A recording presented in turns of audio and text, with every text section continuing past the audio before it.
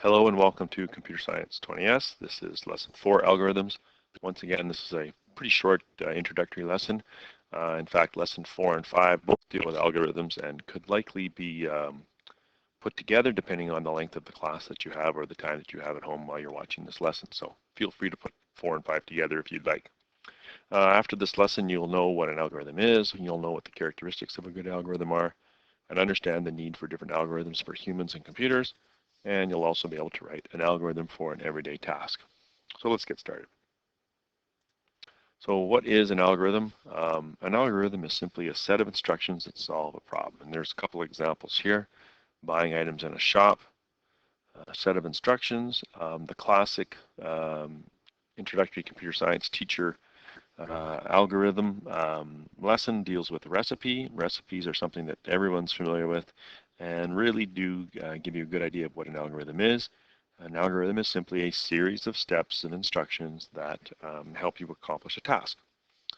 So let's look at what a good algorithm is, and we've got that right here. Oh, here's a third one down here, giving directions. So if you're trying to get from one place to another, you could certainly say that that series of instructions would be considered an algorithm as well. So there's 3 examples. Let's look at what some characteristics of a good algorithm are. Number 1, it must lead to completion. In other words, it must actually allow you to complete the task at hand.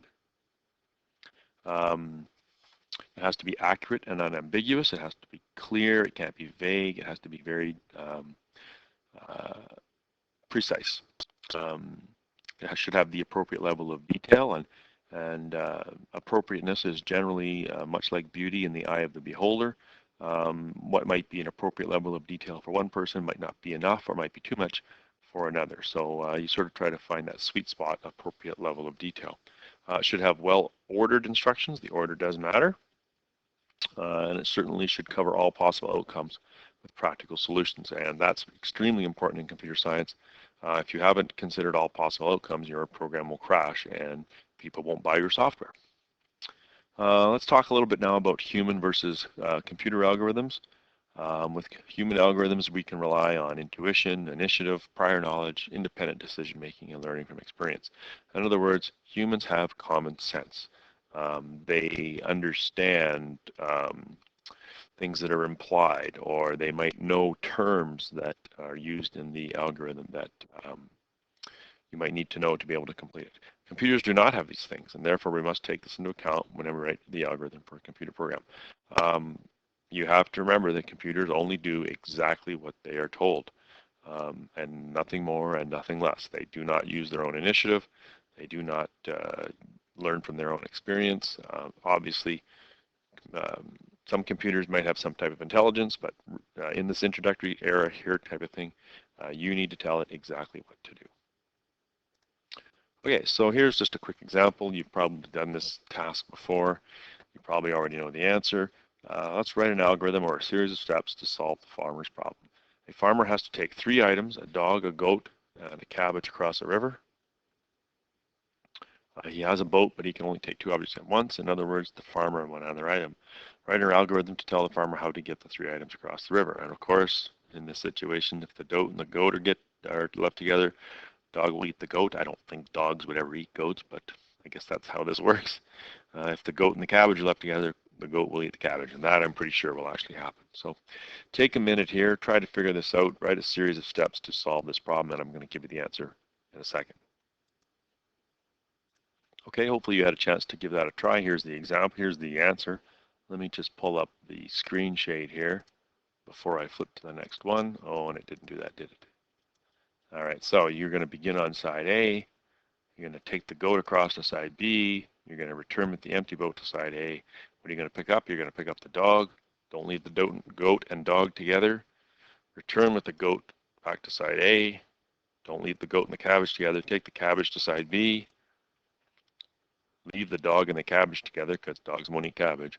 Return with the empty boat to side A, and of course pick up the goat and return. And there you go. That's your first sort of everyday algorithm.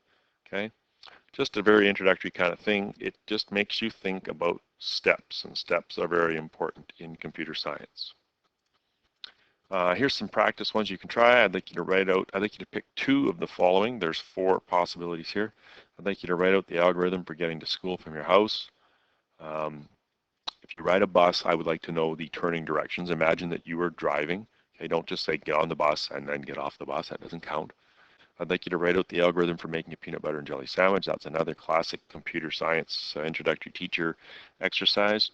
I'd like you to write in English an algorithm to find the largest number in a set of 10 numbers. So if you've got, say, 10 random numbers, how do you find the biggest one? And I'd like you to write out the algorithm to multiply these 2 numbers together.